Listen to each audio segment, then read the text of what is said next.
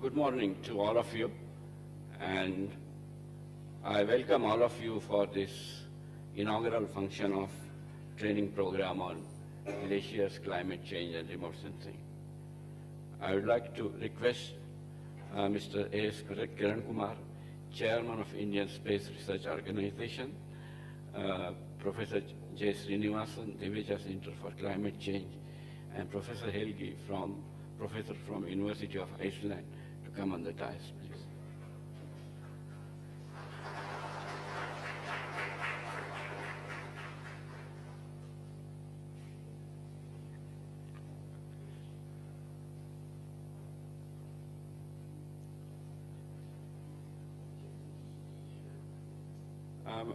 May I request Pratibha to give bouquet to Mr. Kiran Kumar, Chairman, Indian Space Research Organization, to welcome him.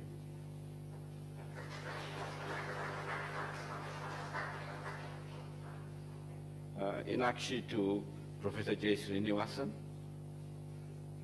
Chairman, Divicha Center for Climate Change, and again Pratibha to Professor Helgi from University of Iceland.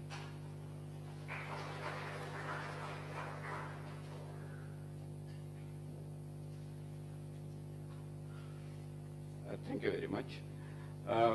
It is indeed great pleasure and honor for all of us to have Mr. Kiran Kumar amongst us to inaugurate this function. He is the chairman of Indian Space Research Organization and secretary of Department of Space. We know, sir, how busy you are, and it is indeed difficult to find the time, but he was generous enough to come here. When a couple of weeks back I called his office was very generous and said me that, Anil, you can come and meet him today itself if you are having time. So I went and met him, and first thing he did is he opened his book and immediately wrote that 8th June is a date for inauguration of this function, without asking single question that what kind of research program and what kind of training program is this. Thank you very much for your generosity and accepting our invitation to come here. We are also extremely thankful to Professor Helgi, because last 3 years he is supporting this program, and he is coming all the way from Iceland so that Indian students can benefit with his vast experience. He is one of the leading glaciologists in the world. Not only that, he is an award-winning glaciologist. He has received one of the rarest award, which is Presidential Medal for his glaciological contribution. So, and last 4 years he is coming here and guiding this program because of his vast experience. I am also thankful to Professor J. Srinivasan, who is one of the eminent climate scientists of the nation, and he is known throughout the world because of his contribution in climate science. He is a chairman of the Divicha Center for Climate Change, and he is always generous to the glaciological program. And because of his initiative, I could come here, and we have started this program. So I would like to thank him for his continuous support for glaciology. Let me briefly tell you about the history of this program, that this training program for glaciers and climate change started around 4 years back. And the idea was this, something was started to function or started to germinate around year 2007. And that was the time when I decided to leave Space Applications Center and come to Indian Institute of Science. And the last day of my Space Applications Center, I had a cup of coffee with Director Space Applications Center, and Kiran Kumar used to occupy an office next to him. And he, at that time, he was Associate Director. And when I decided to spend some time with him, have a chat with him, and when I entered in his office, he asked me one question: why, Anil, you want to leave Space Applications Center? So the answer for that remains same throughout the last 4 years, because through 2010, And 2009 was a time when the glaciology was seen very differently in this country, because 2007 when fourth IPCC report came, and we suggested that most of the Himalayan glaciers will vanish by 2030. New Delhi doesn't know how to react to this catastrophic news, and there was all kinds of program made on television and making it difficult to address the issue related to the glacial retreat and availability of water into the India. So so I was trying to analyze what has happened because of that IPCC made that prediction. And one of the key difficulty was the lack of trained manpower in this country who are academically trained in the field of glaciology. So the question, and then after 2007, Government of India started to pump a lot of money into glaciological research to understand what is really happening up there in the mountain, which is remote and not easily accessible to the whole human civilization or human society. But there are not enough people who can understand glaciers as such, and they did not have any scientific background. So one of the key reasons I decided, I was saying at that time to Mr. Kiran Kumar as well as to other people in Space Application Center, is to develop a decent program for glaciological research in India, particularly creating enough young manpower who can take forward glaciology research. When I came back to the Indian Institute of Science, suddenly one day I got email from the President's Office of Iceland. I was not sure whether it is a spam or whether it's really invitation to come from. I didn't take it seriously, and because of that I didn't respond, because I was not knowing that why a president of any nation will invite me. Then I went to the EC mode, which is in Kathmandu, and they told me, no, Anil, this is indeed important invitation and we should respond to that. So quickly from Kathmandu itself, I sent acceptance letter, and later on I went to the Iceland, and we have series of discussion with Professor Helgi and with the President how to develop this glaciological training program to the India. Because by that time, President has received the prestigious Gandhi Award for Peace from Government of India, and he wanted to return that money to the Indian students. And because of that, he then formed the Climate Research Fund, which is administered through his office, and they wanted to have this program as well as support Indian students who wants to do glaciology as their career. So that is how this program was started and initiated, and it was supported by Professor Helgi, because he was willing to take the responsibility from Iceland side and come to India and help us in organizing this program.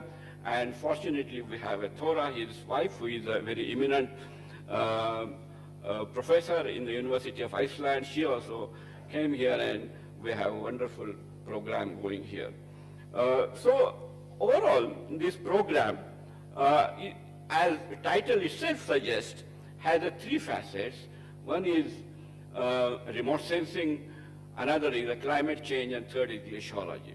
So the idea of this program is is of various folds. First fold is to attract young students who are working in different parts of country in the field of glaciology. Some of you can take in future glaciology as a career, but some of you can move on doing something else in your life. But idea is to get bright and young students to work in the glaciology. So after coming to IISc, in addition to this program, there are a couple of other programs also we started, where some of them in Jawaharlal Nehru University, another one which is in Geological Survey of India. So we are trying to build a national program, a series of training programs, so that you get the adequate training and you don't make the mistakes which your earlier people have done while doing the glaciology field. So that is how this program is started, and this year we are fortunate that we are able to increase the number of students. Last 2 years, we are increasing number of students because we are changing syllabus every year. Now we have done the syllabus such fashion that most of the exercise you can do into the lab, into the lecture hall itself. Therefore, you don't require lab facility. So this year we have almost 47 students coming from the different parts of India, and it's all parts of India, and 2 have come from Bhutan. So this is indeed a success of this program, and it clearly demonstrates that over a period of time, it has become very popular in the India. What I would like to do is, it is useful because now there is a little bit not enough time. So normally what we do is we will request students to come onto the dais so that everybody will know who are the students come from different part of India. But this time, I would like to request you to stand because the number of students is large. Normally we used to have 10, 15 students. So that it's manageable. This year we have almost 50 students.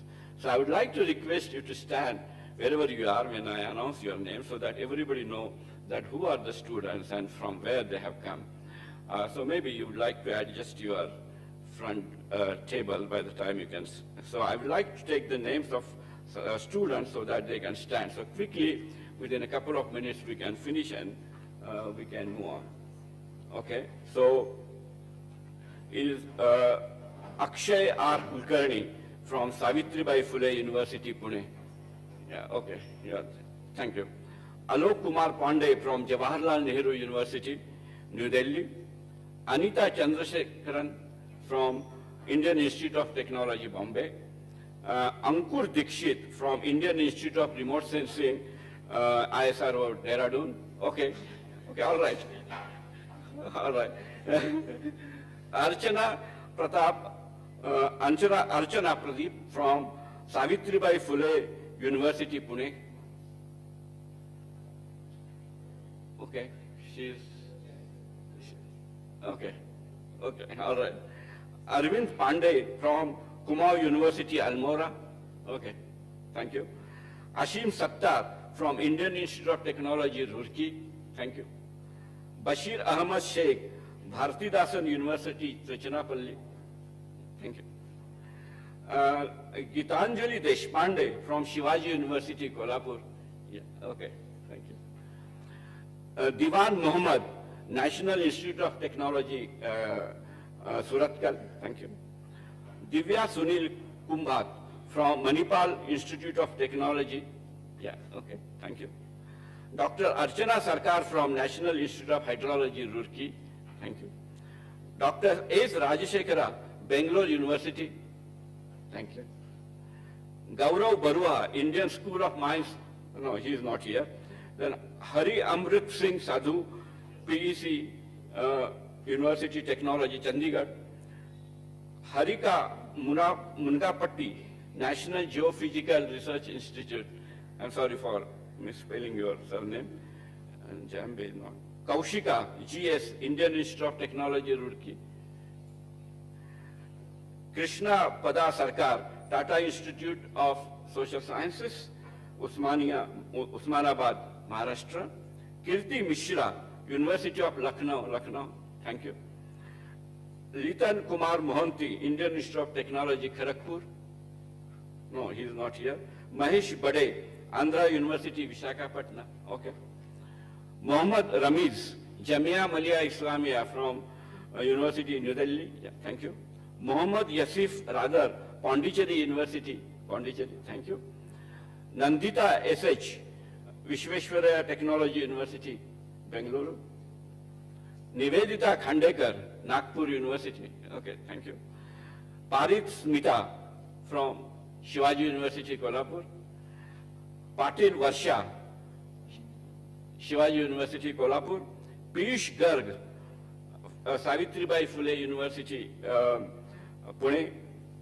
Pooja Mishra, Science, Northeastern Regional Science Institute, Technology, Arunachal Pradesh. Yes. Pratik Verma, Indian Institute of Technology, Roorkee. Ravikant Dubey, Banaras Hindu University, Varanasi. Okay, he's somewhere there, I guess. He has signed. Reshma Kumari from Indian Institute of Science, Education and Research, Kolkata. Rosemary Noble, All Saints College, Kerala University, Kerala. Ruchika Bajpai, Birba Sahani Institute of Paleobotany, Lucknow. Sai Arun Dharmik Bhoga, University of Hyderabad. Santosh Chaudhary, Banasthali University, Rajasthan. Saili Kulkarni, Maharashtra Institute of Technology, Pune. Shakti Kumar Yadav, University of Lucknow, Lucknow. Oh, he is not here, sorry. Shakuntala VM. Yeah, she is from Central University of Karnataka, Gulbarga. Shashank Bhushan, Indian School of Mines, Dhanbad. Rutiranjan Patra, IIT Roorkee. Yeah, thank you. Surjana Boraha, Tezpur University. Yeah, sorry. Rohit Mangla, Indian Institute of Remote Sensing, ISRO, Dehradun. Tanuka Banerjee, University of Calcutta. Yeah.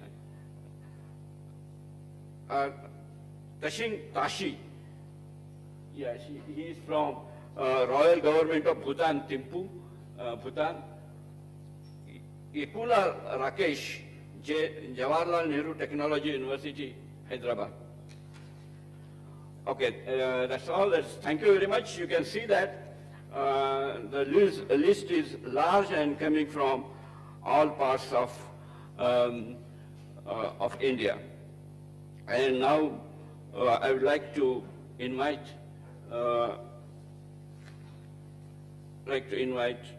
Professor Helgi to come and say a few words about this training program. Professor Helgi, please. Here. I was wondering if Mr. Vinay here would help me to find the game.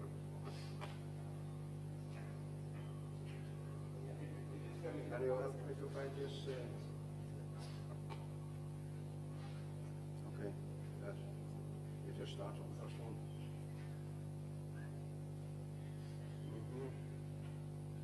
This is.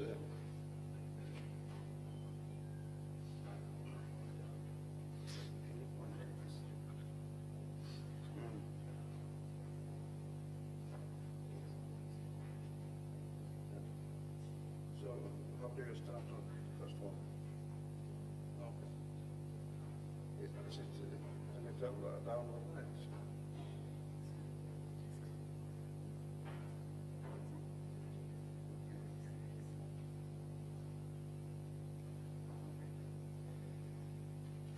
Well, thank you very much, Professor Anish Kulkarni, for inviting me to this course once again. I thought I might tell you what I'm going to talk about over the next 2 weeks. This is a course on training in glacier studies, climate research, and remote sensing. But we can also look at this as a course in what we call the Earth System Sciences. In this, here we have the world. We will be concentrating on the cryosphere, as we call it, the frozen part of the water on the Earth. But there will be lectures given about the atmosphere, which is gases surrounding the atmosphere and containing also aerosols. So there will be several lectures on other topics like around the cryosphere, and there will be lectures about the hydrosphere, which is the water. As you know, we have a very good atmosphere keeping the temperature on the Earth around the triple point for water, So we can have water in a liquid phase, which is then what liquid in the ocean, in a frozen phase in the glacier, which is our main topic for the next 2 weeks, and also in the atmosphere. But they all link together, and you can't study one of them, the cryosphere, without knowing a lot about the atmosphere and the hydrosphere. So the staff of the Institute will take care of the link from the cryosphere over to the atmosphere and the hydrosphere. There is also, there will be 2 lectures on the biosphere, because life on Earth depends on the water, and this will be on the biosphere on the land, and Professor Dora Ellen is going to talk about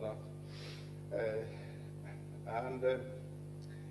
We will not talk so much about the lithosphere, but this is the Earth system science, and nowadays geophysicists are working on all the systems together. And so this is just to put in perspective. So now I'm wondering how I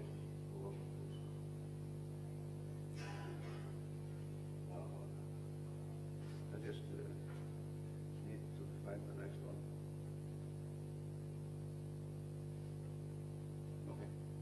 Okay, so now back to what I will be talking about. I will be talking about this part of the hydrological, global hydrological cycle, which is the ice, which contains about 2% of the water on the Earth, 97 is in the ocean. And so I will be talking about the cryosphere. I've mentioned the hydrosphere and the atmosphere, and the professors here from the Institute will take care of that. So I will be on the biosphere, as I said, there will be 2 lectures on the lithosphere. So for 2 weeks, 10 lectures, I will be talking about this part of the water, which is in frozen state on the Earth. And just to finish this, okay. So just to tell you something else, it's always good to know what you are into. The main emphasis are in the course of my lab anyway, will be the global distribution of ice masses on the Earth, but I'll talk about that after lunch, that will be later today. Then I will be talking about the accumulation of snow and how it is transformed into ice. Because glaciers and ice masses are not made from water, they are transformed from snow into the being of ice. Then I will talk about the mass balance, we call it the accumulation of snow, everything which is the collection of snow on the Earth, and which is being counted in this budget, and the updates, everything about how ice is removed in this week. And then over the forward glaciers, on the ice masses, when we accumulate ice masses for many, many years,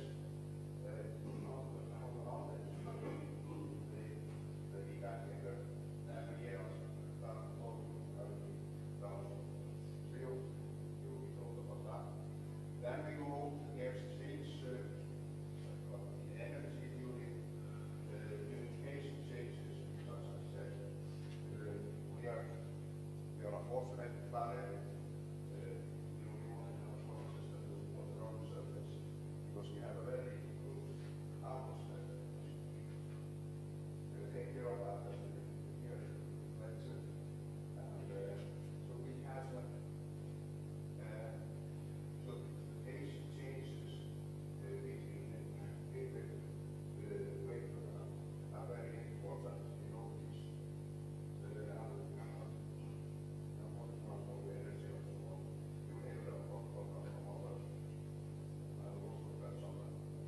then we have our form of the network.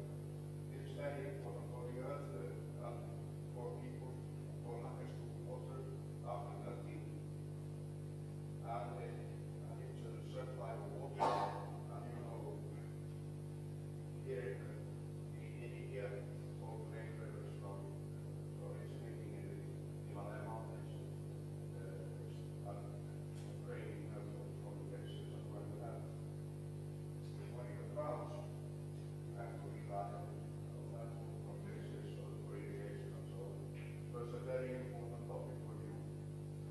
And then I will, after this introduction to glaciology in general, I will tell you how the glaciers contain the records of climate change in the ice cores.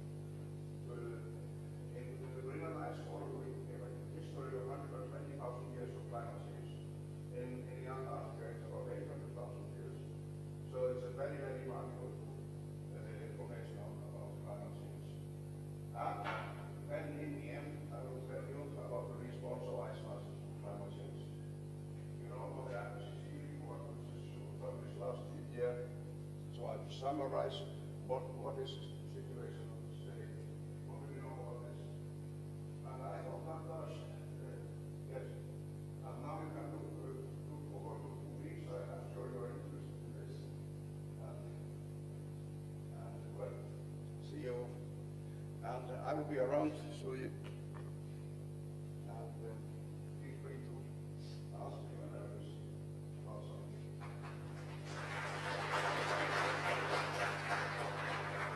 Yeah, thank you, Professor Elgin.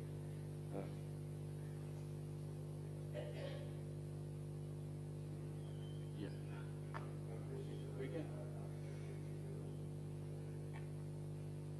Switch off. Can I have lights? Huh? Yeah, okay. Okay, all right. Yeah, okay, thank you, Professor Elgin. Can I invite Professor J. Srinivasan to say a few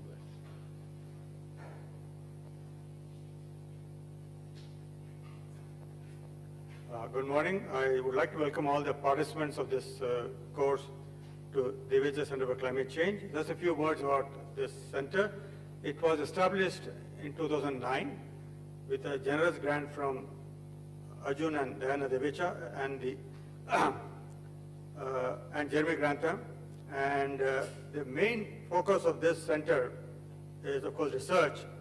And in addition to research, we were told that we have to do a lot of outreach. That is, it's important that the research is communicated to both students as well as the public. So over the last 6 years, we have typically averaged 100 seminars per day by all the faculty, and many courses like this one. And in about a month's time, we are organizing a National Climate Science Conference.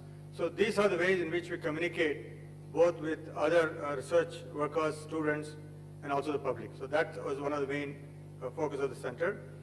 In addition, we're also involved in issues related to mitigating climate change. We do work on solar, and we put up a 20 kilowatt power plant in the institute to supply power to the main building of the institute. And we are in a small way in the issue related to policy, although that we have not made a major impact so far. Now, coming back to this course, I would say that all of you attending the course are very lucky that the inaugural lecture for this course will be given by Mr. Kiran Kumar, who is the chairman of ISRO, and he is an authority on development of sensors for remote sensing. He has worked on this issue for the last 40 years. So you're going to hear from him the first talk in this course. So that's a great honor as well as privilege. And we're also very happy that Mr. Kiran Kumar is our alumnus of this institute, and he is the second chairman of ISRO after Professor Satish Dhawan from this institute. So we're also very happy that, and he has come for the first time to our center. So with these words, I hope all of you will enjoy your 2-week stay here. If you have any problem, please let us know. We'll try to take care of it. Thank you.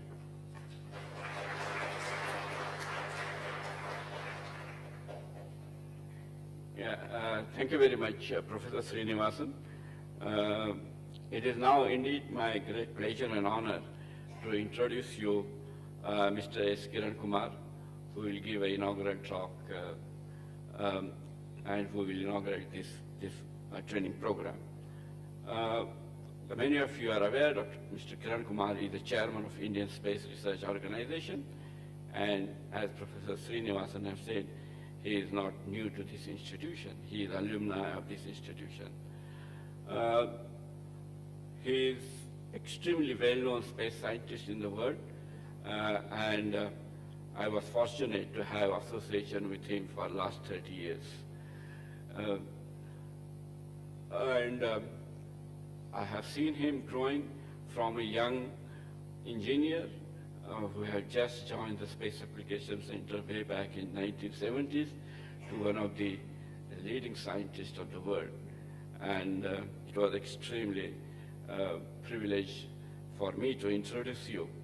But before going about his academic and professional career, let me tell you that he's born here in the state of Karnataka, a place called Hassan, which, if you are not aware, is not far away from Bengaluru. He has his BSc in physics from prestigious National College here in Bangalore, and then did his MSc in physics in Bangalore University. Then he joined Indian Institute of Science, and he did his MTech in physical engineering from here, and then he went to the space application sometime around 1975 or 76. And he is the one at the Space Application Center built sensor groups. So many of you, if you are aware, that each satellite, they say it has a heart, particularly remote sensing. Satellite has a heart, which is called a sensor, which actually takes the photographs, senses the Earth, and then up to limited extent process and send it back to the Earth. So he is the one who pioneered whole idea of sensors in India. And I have seen in early 70s when India was just about to launch its first satellite, so his contribution from Bhaskara, and subsequently he is the one, and now subsequently many people take credit, but he is the one who initiated the idea of using charge-coupled devices for India's space program, and that has completely revolutionized the remote sensing satellites, particularly sensors in India. His contribution is enormous. He's one of the key scientists from the beginning, from the starting Space Application Center. If you see that, one of the key requirements of Space Application Center was to develop a sensors for remote sensing satellite, and he's a leader from the beginning. And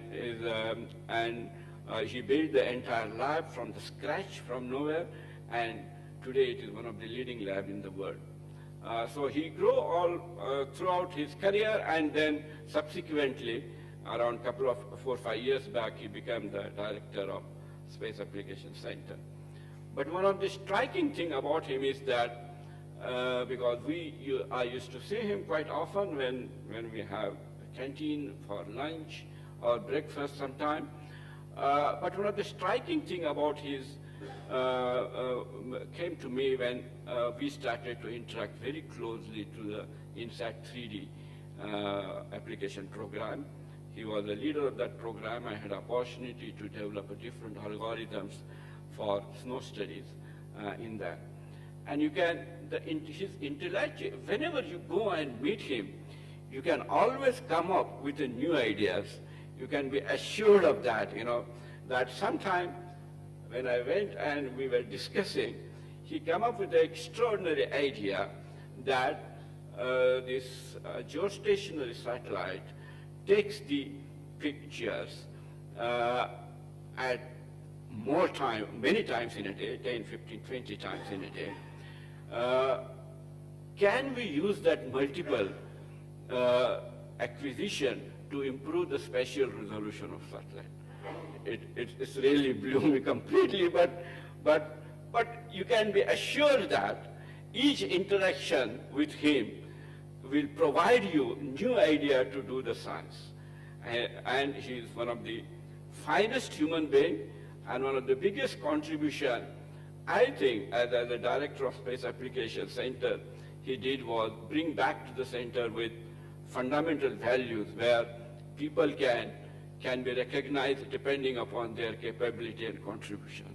So by the time he left the center, it was completely different center than what it used to be. So his contribution is enormous. In addition to that, he has received numerous awards, and particularly his contribution is Chandrayaan. was enormous because he developed the sensors, not only for Chandrayaan but numerous others. So we are extremely fortunate today to have him here, and he will deliver a talk on remote sensing program of Indian Space Research Organization. So it is with great honor I would like to invite Mr. Inaugural to give his talk.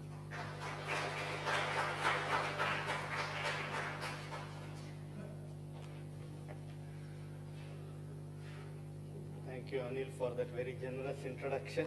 I don't know how much of it is true and how much of it is exaggeration.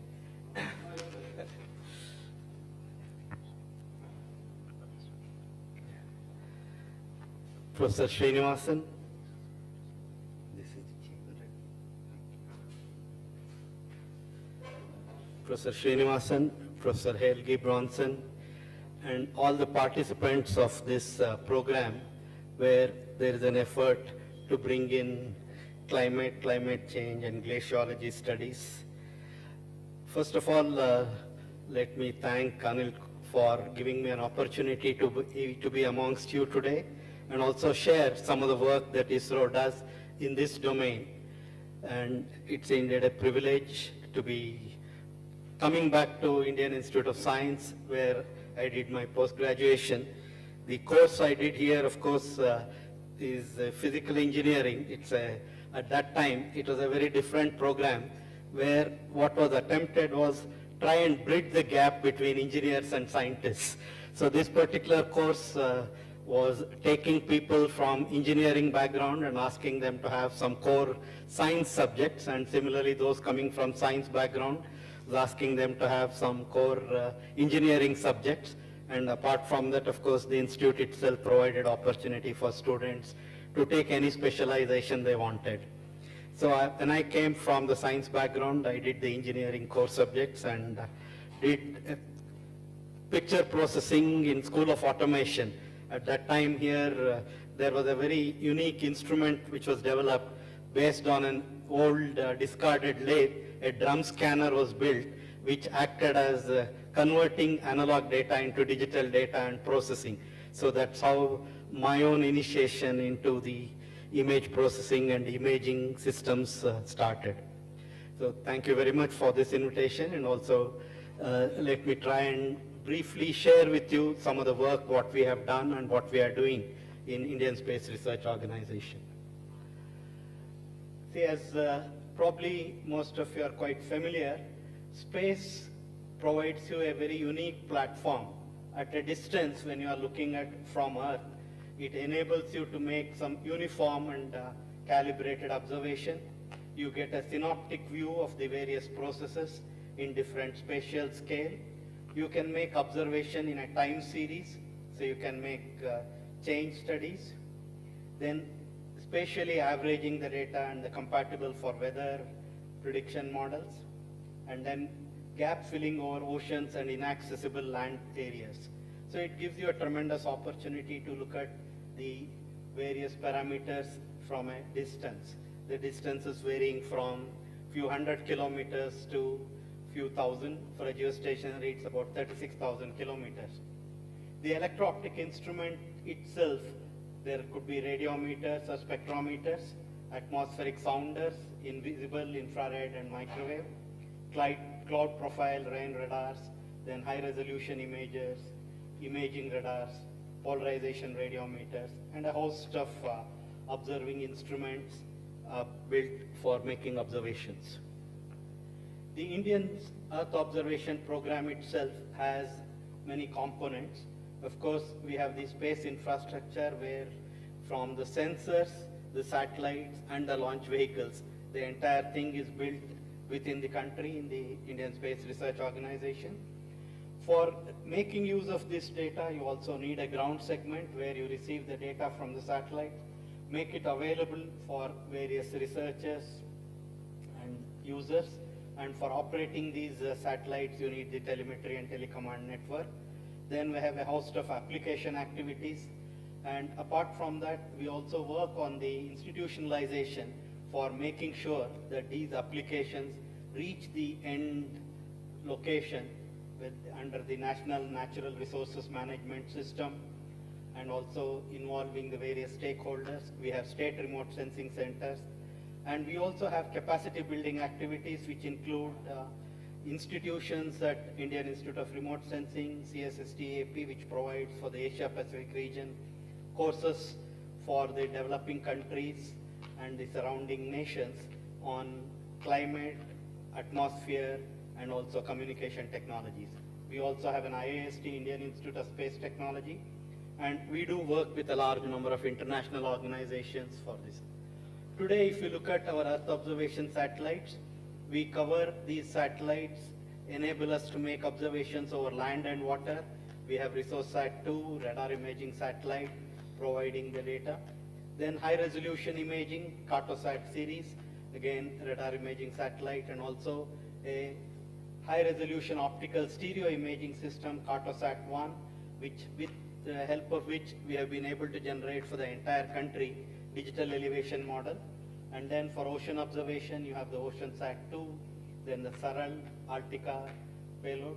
And then weather and climate, we have Kalpana, which is providing us data from 2002, then INSAT-3A and INSAT-3D, megatropics. There are about 13 satellites which provide us data. Apart from this, we also work on a number of ground observing networks, because any observation you get from remote space, you also need to validate that, and for that, no other better way than making certain in situ observations on ground and then validating this data. You have a set of agrometeorological stations, then carbon flux tower, Doppler weather radars, automatic weather station, and also making all this data picked up through the our communication system and bringing it back to a specific research location where studies could be done. Then atmospheric boundary level layer networks, mixed layer heights, and GPS sonde activities are also carried out in our organization. The major Earth observation applications we cover under what we can call as a food security. With you have a crop acreage and production estimation, which is done in a center in Delhi called Mahalanobis Center for Crop Forecasting, National Crop Forecasting. Then agricultural drought assessment, horticulture development, soil salinity and alkalinity mapping. In water security, we work on water resource information system, groundwater prospects, reservoir capacity evaluation. Then you have infrastructure development, urban and infrastructure development. Like I said, the Cartosat series, which provides the digital elevation model, and also high resolution images required for urban planning and urban sprawl studies. We also work on a number of societal empowerment activities, space-based information support for decentralized planning. This is a very important aspect where the Gram Panchayats can start their planning, and this planning activity gets scaled up from Gram Panchayats to village, district, and then to the regional level and the national level. Then we have the land resource mapping and also Sujala participatory watershed projects. Then environment and ecosystem, forest cover mapping.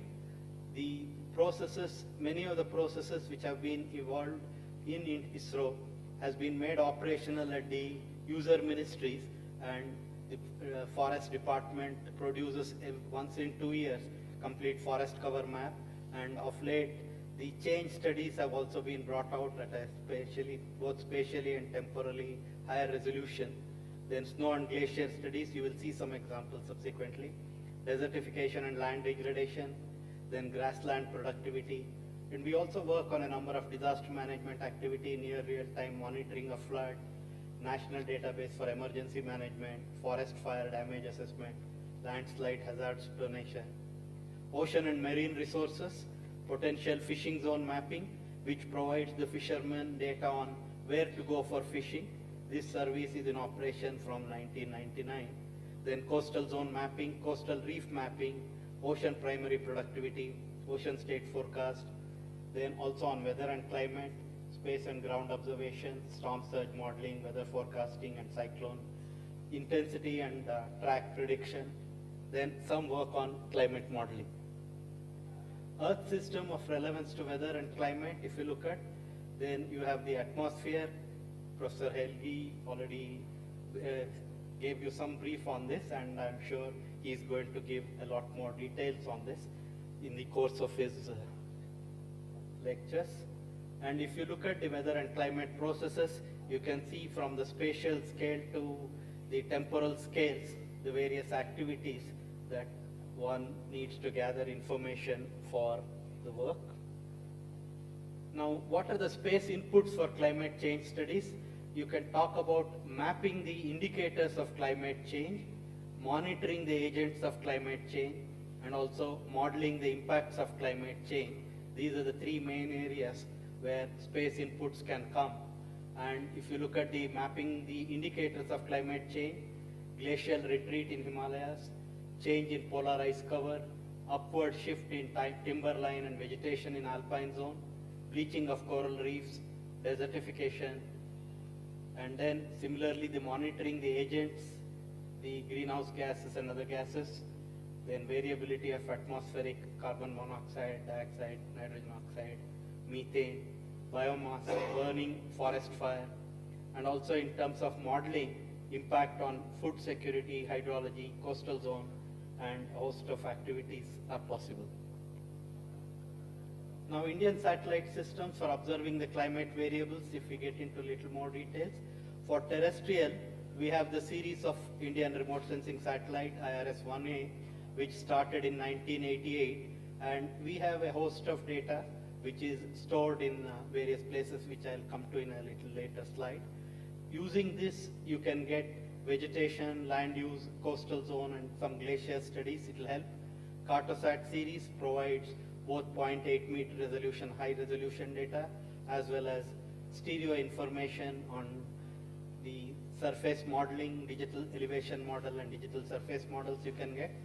INSAT series provides you every half an hour images in various spectral bands.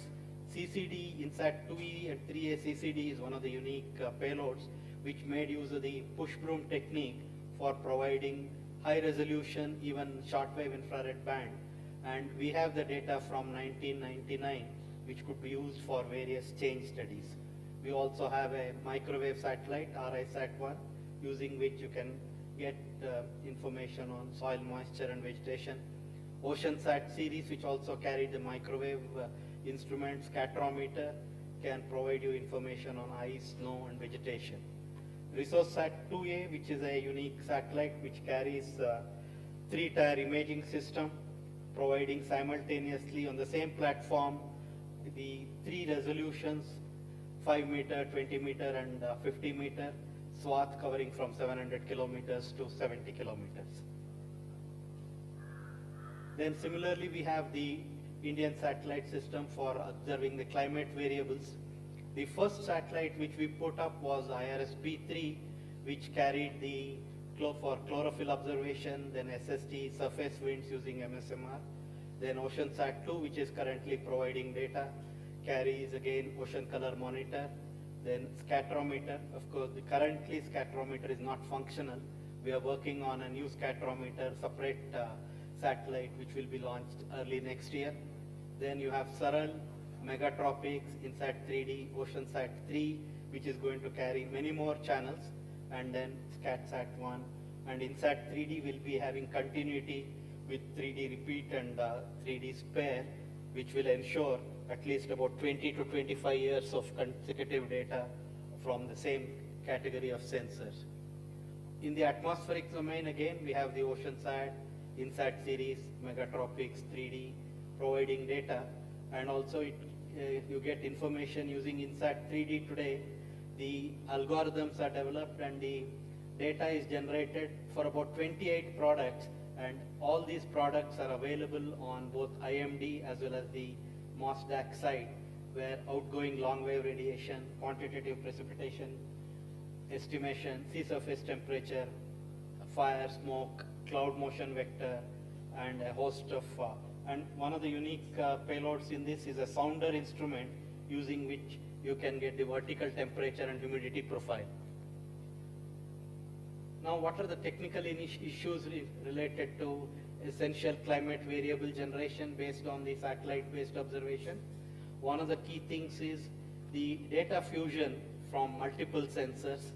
See, when the information is collected from different sources, you need to bring in some kind of a synergy, and there, if you can have some common observer through which you can link the data, it will be extremely useful. Then long-term historic data, so you should be able to have capability to reprocess them again and again once you come up with correction processes. Then access to a large amount of data and products, application outreach and user training, precision, accuracy, consistency are the watchword of this. And you have the 4 pillars here for sensing, then the climate record generation, and application and decision making. For this, currently under the WMO aegis, there is an institutional effort called Global Space-Based Intercalibration System, or G6, in which ISRO is also participating in a big way. What is done here is using one of the lower Earth orbiting satellite-based instrument, you can link the observations of all the geostationary satellite data for various parameters, and then based on this, you can bring synergy to observations. And here one of the examples is shown where we have made use of the AIRS or the ERC data of the low Earth orbiting satellite in correlating radiation observations, and this intercalibration of infrared sensors on board the Indian geostationary satellites of Kalpana 3A and 3D imager and sounder is carried out using the METOP instrument, ERC, that is the infrared atmospheric sounder instrument, and also CRIS and AIRS of the NASA instruments. G6 members are the Canadian Meteorological, China Meteorological Agency, CNES, France, EUMETSAT, ISRO, IMD, JAXA. So all the people are working together. You have a common algorithms and common processes by which you bring in the information synergy, and this helps in climate change studies where the parameter of interest gets well calibrated or well validated. Some of the climate parameters which are amenable for satellite instrument observations is solar irradiance, precipitation, atmospheric temperature. This also shows the kind of accuracies that is expected from these instruments, and the kind of satellite instrument that is being developed for that or that has been developed for this, and the kind of engineering parameter accuracy that is required from this shows. And then you have a host of parameters from water vapor, ozone, aerosols, carbon dioxide, sea surface temperature, albedo, etc. And I'll just give you a few of the examples of the kind of work that ISRO has done in these areas, using some of our own satellite data and also using data from other sources. Evapotranspiration over land is one of the parameters on which some studies have been carried out. Over 30 years of satellite observation of data from NOAA and MODIS in optical thermal bands for computing the evapotranspiration parameters, and this gives you an indication of the ET in water depth and also the trends observed from 1982 to 2010. Similarly, if you look at solar energy availability using the geostationary satellites of Kalpana, what is done is mapping of the available solar energy in different portions of the country, and the models are being developed wherein you will be able to get for any given location the probability of illumination time, which in turn will be helpful for converting solar energy into electrical power using the solar panels. And this work is being carried out at Space Application Center, and today we are updating these methodologies using INSAT 3D data, and this information is also available on the web. Similarly, carbon fluxes and its variability in India, making certain carbon flux, setting up some carbon flux towers at different places, and also making use of a set of satellite data, whether it's a GOSAT, for which the 2009 to 2011 observation is taken, and pre-monsoon and post-monsoon data is shown here, and carbon released to the atmosphere, whether it's source, sink, a host of activities are carried out. Similarly, the runoff modeling and trend analysis over the mainland of India, which shows the normal runoff between 51 to 80, then 71 to 2005, and 2071 to 2100 is of course the projected runoff. So various activities are carried out using observation data and also the forecasting for the future. These glacier features, this is one of the pictures which will show you how you can make specific observation. This data is from IRS list 4, which is a 5-meter resolution data, giving us the data in 3 spectral bands. You can get these snouts and then lateral moraine, ablation area, and then tributaries. You can accumulation area, snow lines. You can make studies on that. Similarly, monitoring of the Himalayan glaciers between 2000 and 2011.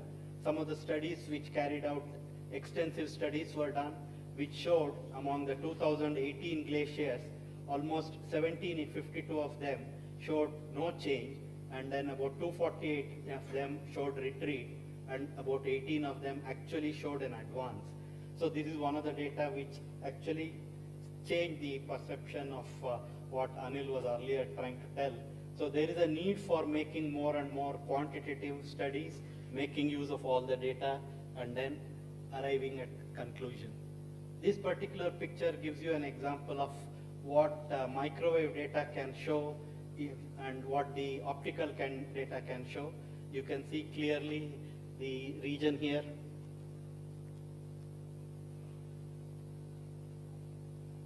Region here, which is seen, which is not visible in the optical images. Similarly, Hivan and snow cover region as seen from INSAT 3D, both for the ablation period and accumulation period, different time zones. There is a model which has been done, and now using this on a regular basis, you can carry out the studies, and also development of snow cover retrieval algorithms using the INSAT 3D data is being attempted, and a lot of work is going on this.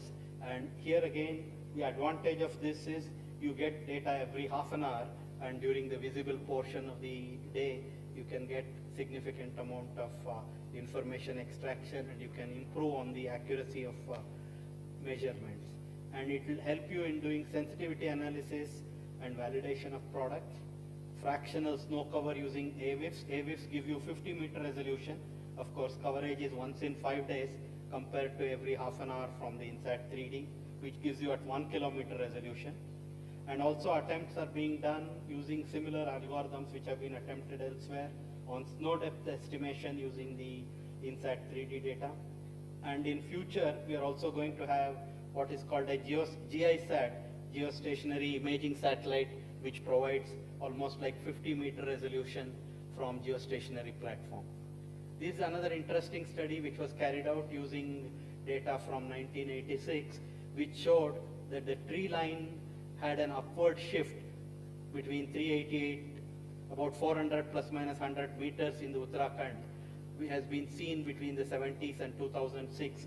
So by carrying out systematic observation, you can get to know some of these indicators of change. And similarly, long-term changes in the fractional APAR using NOAA and Avichara data. This study gives you some information on that. Similarly, you have the increasing trends in carbon dioxide concentration. This is the data using Skiamaki satellite of Skiamaki payload of the ERS satellite series of Europe.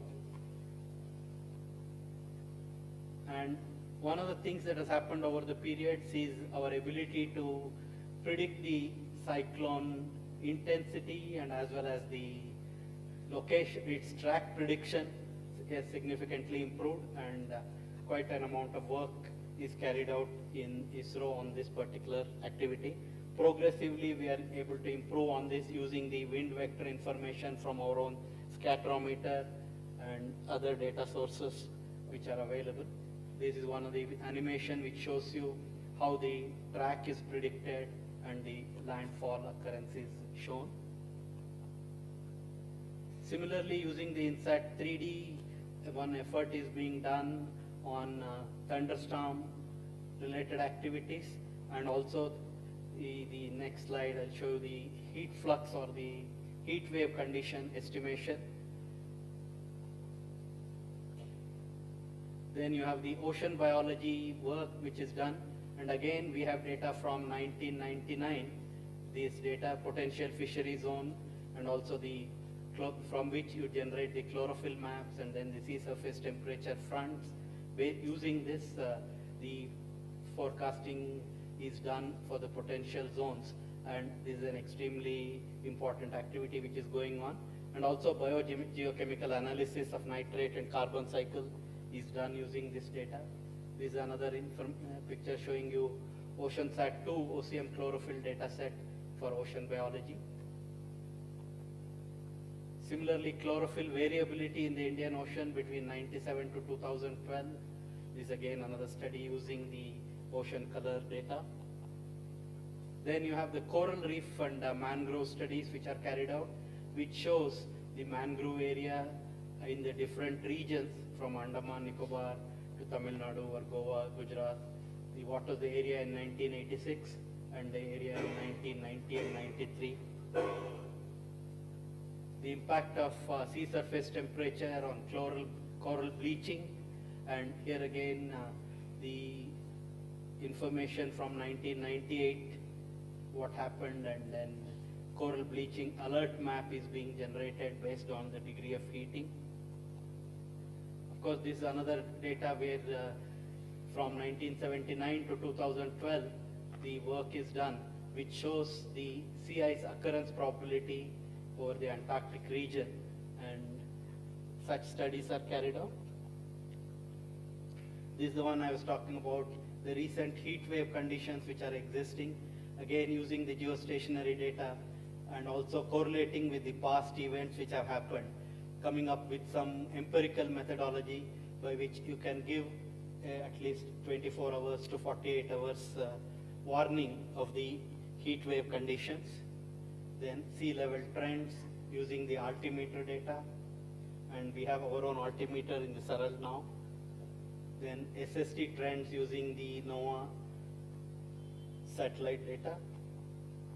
Then sea ice thickness over Arctic using the Saral, the satellite for Argos and Altica payload, and which we had launched in collaboration with Kenes. And this provides us information on sea ice thickness, then its spread, then water areas, and also sea ice advisory for Antarctic expeditions. Using this data, we were able to provide the route map required for the ships to reach the Antarctic region. Then what are the challenges in the space-based climate research? Now, the climate signal from satellite observations, you have to make sure that what you are measuring is accurate. You also need to make sure that the instruments provide you consistent data. They are representative of the parameters of interest for you. Then generation of long-term calibrated climate data records becomes an extremely important aspect. For this, you have to ensure you have good calibration. It is based on solid foundation. Then only you can generate high-quality climate products.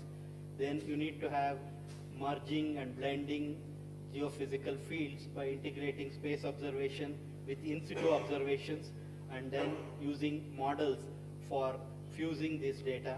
Then you have to come up with extremely good techniques for analysis, reanalysis of the satellite observations. The experience has shown that many times you require reprocessing of this data to ensure that you incorporate a correction or a systematic error which you have found in a subsequent analysis. So this requires systematic work on modeling activities. Then meteorology and the Oceanography Data Center. What I would like to just point out to this gathering here is ISRO has an archival of a large amount of data where from our own satellites as well as we have data from international sources where we are keeping this in the archive, and we can also make this data available to any researcher, both the past data as well as any current data, and you can have access to this website and make use of it extensively for your research studies. Today you have a series of data which provides you global precipitation program for whether it is NASA NOAA or our own SAFIR. Then you have the Mahalanobis National Crop Forecasting Center, which hosts INSAT 3A and NDVI products. Then campaign mode activity during launch. Agricultural Meteorology Division of IMD Pune also has a number of parameters which is it makes use of. Then ocean mixing and monsoon, air-sea interaction. Then UMETCAST data is available. Then you also have the National Institute of Wind Energy. So a host of these parameters which are being used using MOSDAC. All these products as well as the original data sets are available, and progressively the registered number of users are increasing and a large number of researchers are making use of this data. I would also urge you to make greater and greater use of this data because this is an extremely valuable information available over decades. For weather monitoring and other activities, the MOSDAC provides you assimilation of SAFIR radiances into atmospheric motion vectors and also land surface temperature. Then a host of products including what is called a Scorpio, which is globally it's able to actually bring out cyclogenesis, and which makes use of almost 25 years of scatterometer data and current data to identify the possible cyclogenesis. Then you have a number of application related activities being carried out here, and all this is accessible to any researcher. You need to just register and then make use of it. Similarly, if you look at the Indian satellite data for Met and ocean application, we have from INSAT 3A, which is from 2003. Full data will be available through IMD, but at this point of time from our MOSDAC, you have data from 2008 onwards, and then Kalpana from 2008 onwards, every 1 hour data is available. And then UMETCAST data is also hosted on this. And in future, GISAT data will also be available.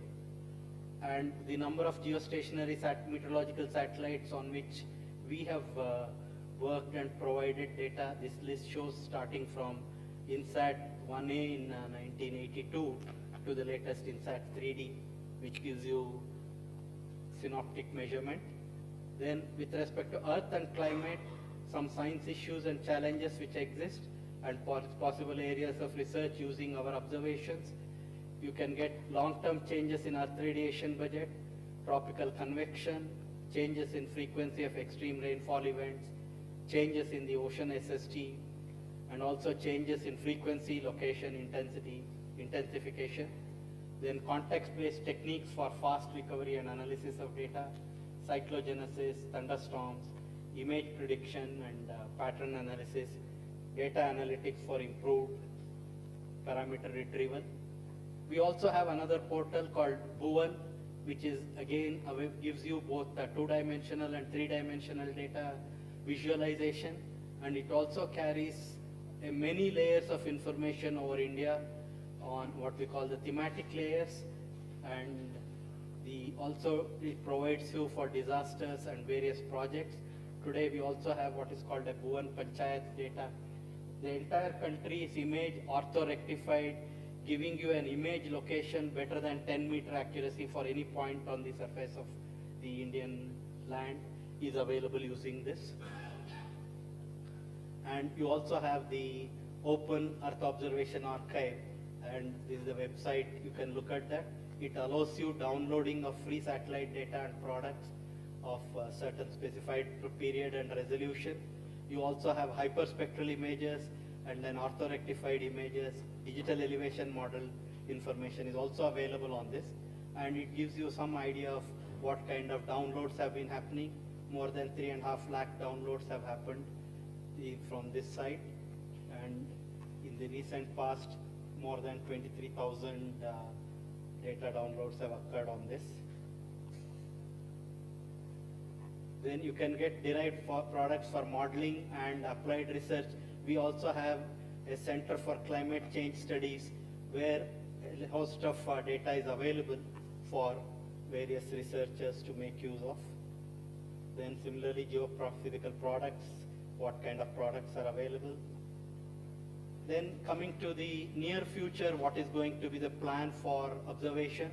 We have a series of Cartosat high resolution data, something like 0.6 meter and a 2 meter multispectral is going to be available. And we are working on these satellites.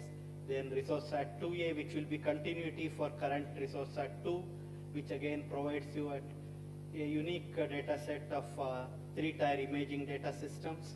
Then the next generation Cartosat, which will provide you a 1/4 meter resolution, and an interesting GISat or geostationary high resolution imaging data, which will provide both hyperspectral in Vernier and SWIR, as well as 50 meter resolution multispectral data from geostationary platforms.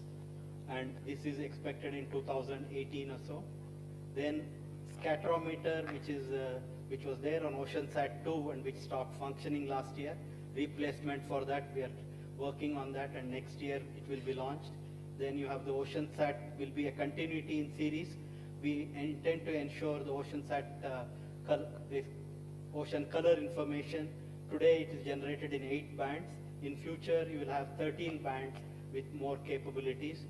Then ResourceSat 3 will continue with improved spatial and temporal resolution, and also the 3 series, which will ensure much higher resolution up to 5 meter large swath. Then radar imaging satellite, what we have in C-band will continue, and then INSAT 3D geostationary, again there is a continuity which is guaranteed. Then we are also currently working with NASA on a L and S band synthetic aperture radar, which can give extremely useful information, because this is a new concept, what is called a sweep-SAR concept. So we are working with many other international space agencies to improve our own ability to look at data of our region, and we are working with various international agencies. What is the way forward? One is we are guaranteeing observation continuity and a host of sustained observation of certain essential climate variables from space, giving higher emphasis on calibration and validation, establishing more ground sets for ensuring accuracy of information generated, and then newer observation from GEO and LEO platforms. And another important aspect which ISRO is going to put emphasis on is making sure that this data is accessible and available to researchers within the country, and we are putting in some specific mechanisms for ensuring such a thing happens. One of the things is attempted is in Ahmedabad, the MOSDAC Center, we will provide opportunity for researchers to come and spend few weeks to few months, where they will have access to archive data, and they will have access to platforms using which they can do their computation and they can carry out their work. Such plans are being evolved, and we need more and more of young researchers like you actually make use of the data that has been generated in the past, and then come out with your own observations and findings, which will help both our country and humanity in general in improving both the quality of life and also in meeting the challenges of these climate changes on our life. Thank you very much for giving me a patient hearing.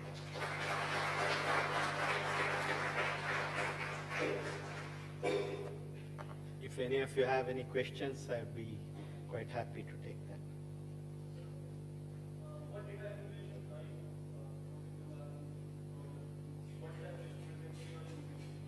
See, currently all the data that is coming from these satellites, they are stored in our storage devices at MOSDAC, our Meteorology and Oceanographic Data Archival Center. And this will be, you can retrieve them, and then you can make use of the processors available and then carry out your analysis activity. The data itself, not only our satellite data, but also the satellite data collected from EUMETSAT, NOAA, or NASA. So we have access to that, and many of that also have been collected. If you visit that site, you will be able to find out the details of all the parameters for which this data is extracted and stored. assimilation techniques, okay, that depends on the kind of research activity you are doing. Some of the work that is done is, for example, 4D VAR technique if they are using. So some people are working on that and other people are working on different techniques are being used by different researchers. One of the things you could do is visit that website and also send emails to the concerned people there. Then you will be able to get some more information.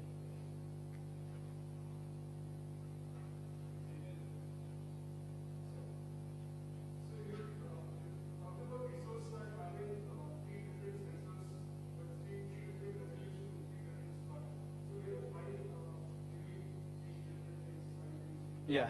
See, one of the thing is, in fact, this particular design of resource site is very unique globally, and it was recognized that when you want to do, for example, you want to do crop phenology studies, then you need information at more frequent interval. So what we have for that is what is called an advanced WIFS. With a 50-meter resolution in 4 spectral bands, you have a 740 kilometer swath. So this gives you once in 5 days revisit to any given region. So you will be able to study on the crop vigor and certain parameters of crop at every 5-day interval. You can see how it is changing. Now 50 meter is a coarse resolution. So if you want to look at certain information, because our field sizes are smaller. So if you want to get down to the field sizes, you need 5-meter resolution. So we have 5-meter data. But then as you can visualize, for a given area, if you keep increasing the resolution, the number of data samples increase. So from the satellite, if you have to send that data down, you need a higher capability in terms of data rate of transmission. So you always have to do a balancing between the resources and what you want to do. So higher resolution data is collected with a smaller swath, and then coarser resolution data is collected with a larger swath. So simultaneously, for our agricultural studies, identifying the crop acreage, you need high resolution up to 5 meter. Then 20-meter resolution gives you for most of the field sizes in India studies. And then wide swath data with higher repeativity enables you phenology studies. So this is a unique set of payloads which were put on a common platform. And in fact, we were the first to do such a thing in a single satellite. And that's why right from 1995, this data is having global reach, and we were also able to market it in a large number of countries, this data.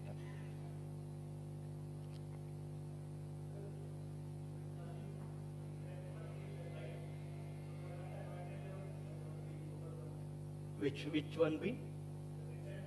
RISAT 1B. Okay. Now RISAT, of course, one is continuities. Today we have a C-band synthetic aperture radar. One is we are ensuring that we will continue the service. See, it's already 2012 it was launched, and now it's about 3 years. So need to continuity. So continuity is one of the things. And then we are also working on L and S band for future usage. So different wavelengths gives you different penetration depths, and you can measure different parameters. One of the thing is actually, if you want to do bioestimation of the crop, the estimation can be done differently using different wavelengths. Just last question.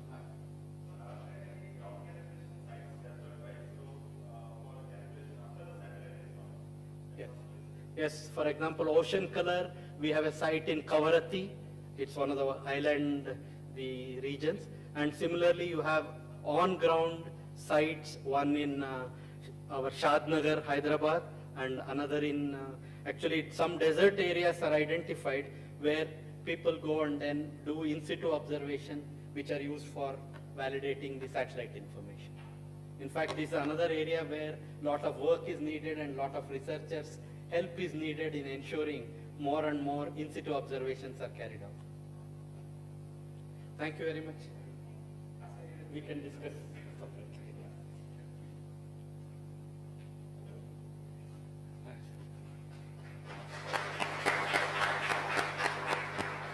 Thank you very much. Thank you, sir, for giving this wonderful talk, because this will be a great launching pad for this training program.